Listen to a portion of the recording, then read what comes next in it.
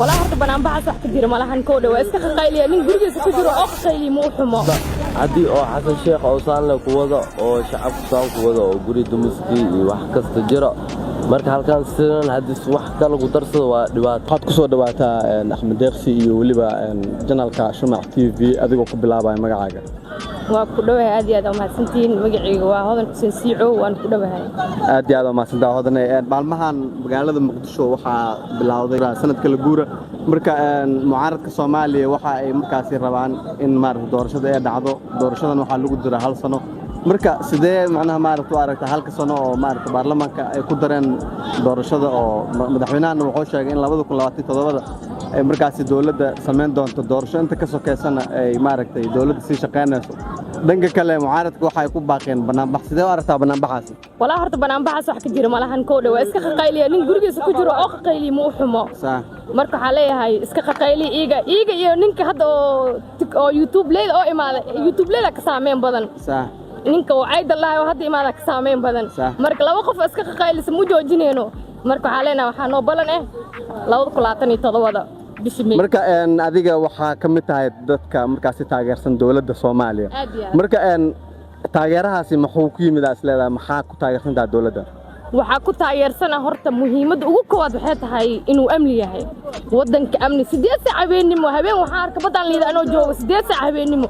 waligeena marka xaafadka soo baxeen oo soo dardaarmi jirnay waxa dhii jirnay waa baxoona maanta bakaara u soconaaye deena liigu leeyahay liiga dhiiwo iyo saan dhii jirnay maanta ama ilaahay ka soo horta waxa ma hadda iskala mudane madaxweyne xasan sheekh maxamuud waxa leeyahay inta cimriga ka jirta ee nafta kugu jirto xilka hay okay marka maadaama aad tahay muwaadinad Soomaaliyeed maxaa ugu baaqi lahayd mucaarad ma jiro dalkaanay hal meel oo u socdaa hal dhinac oo u socdaa waxa leeyahay mucaarad ma jire madaxweynaha taageera ummadda buuq iyo qaylada fiir nin oo dibadda ilmihiisa geesta waxa ku soo baxa ani ad ilmaha dibadda geesta ana banaabaxa miya yaa xabad lagu ridaa ma jirto waxaas marka waxa rabtaa dalkaaga inaa u noolaato dalkayga inaa u noolaado nabad wax nabad baa naas lanuuga laalnay moogtahay okay ugu dambeyn marka shacabka Soomaaliyeed ee ku daawanayo Shumac TV ka daawanayo maxaa ayagana dhihi lahayd asxaabta maxaa oo Shumac TV iga daawanaya waxa leeyahay dawladda taageera muhiimadda waxa leeyahay mataqaana dawladdu waxay ku dhistaa shacabkeeda shacabka waxa ka codsanaa inay dawladda taageerto dawladdan tiira u nahna moogta anaga hadaa taageerno يعني ودن كنا ودسمة ودن والبقروح بدن الشعب قروح بدن سيماها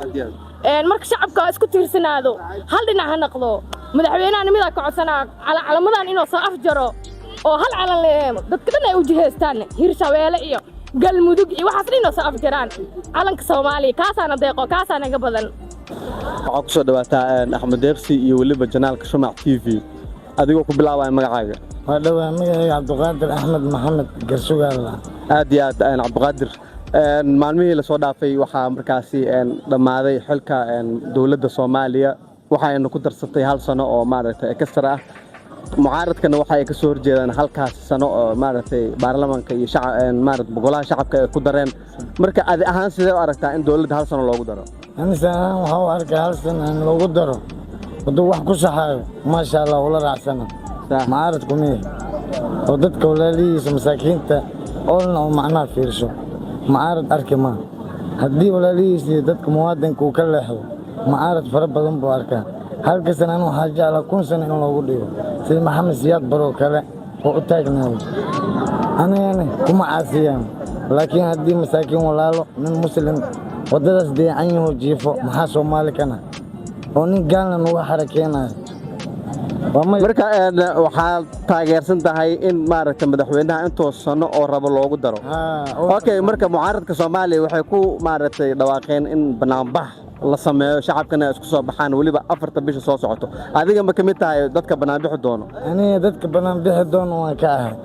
dawladda ka soo horjeedo dawladda waa la raacsanahay kama soo horjeedo banaanbaxaas marka ma taageersan tahay banaanbaxaas ani dooda ka qaba ma taageersan sax madaxweynaha waxa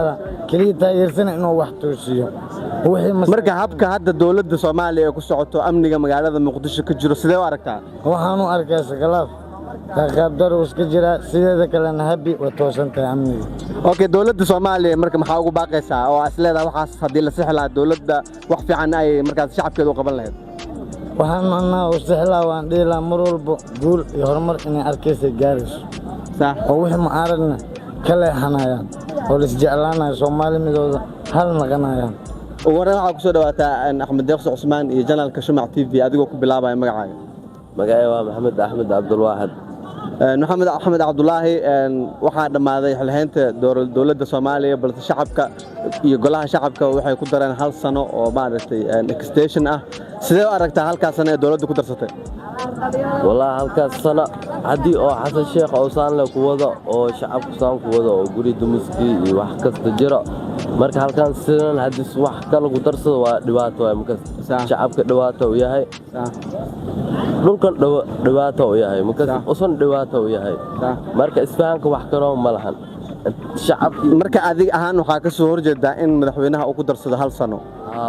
marka waxa waaye hadii isku darsado waa shacabkii waa dhibaato waa arki shaqadii yaa xiiq dadkii lacag wataan hadana hadii oo dad u shaqeynayaan yani shaqaalaha uu joogaan mu dhaweynayaan marka adiga sababta ugu soo horjeedid in maaragtay hal sano uu ku darsado madaxweynaha iyo dawladdiisa waxa waaye in maaragtay dawladda ay sameysay burburin iyo maaragtay dhibaateyn shacab oo markaas aad leedahay hadii madaxweynaha uu rabo inuu sii joogo waa inuu dhaafaa dhibaatooyinka iyo burburinta markaas lagu haayo shacabka hadii us Xasan Sheekh ilaaho hal sano la lagu darno hadii rabna hadii isfahanka laga helo 5 sano lagu daraa hadii rawan tool hay'ad sano naqana laakiin waxa way dhibaatada la dib keenay okay marka mucaaradka waxa ay ku dhawaaqeen in macnaha maaragtay banaanbax loogu soo horjeedo ku darsashada halka sano ay markaas sameyn doonaan 4 bisha adiga ma kamid noqon doontaa dadka banaanbaxa ama waxa taageersan tahay in dawladda ay joogto balse ay dhaafto burburinta marka ana banaanbax wiligay ma aadan dadkii aadan ma ihi meel banaanbax lagu baxan waa meel dhaawac lagu naqday oo balaayo ku dhacday oo shaydaan imaadi oo khayr laga waayay marka banaanbaxan waxa ka fiican inta oo sidii oo dawladda lagu qanacsiilay inta oo burburkan dhaafto oo wadan oo dadka shacabkii iyo madaxweynaha isfahmaan oo gacan isku qabtaan wixii masaakiin oo wax u taraan wixii maanta dib wadaan qabtaan marka saas isfahanka wax karoon ma jirto maanta okay marka waxaan rabaa inaad dawladana maaragtay aad tiraahdo saas hal yeelo mucaaradkana aad tiraahdo saas yeel banaa fikirkaaga adiga labada dhinacba marka dawladda waxaan ku codsanaynaa unigi shacabkii iyo wixii ahaay wixii dumiska inaan dhaafto marka shacabka Soomaali maanta hadii gurigiisa lagu dumiyo ani ahaado hadii aad waxa u wadeen waa ma inta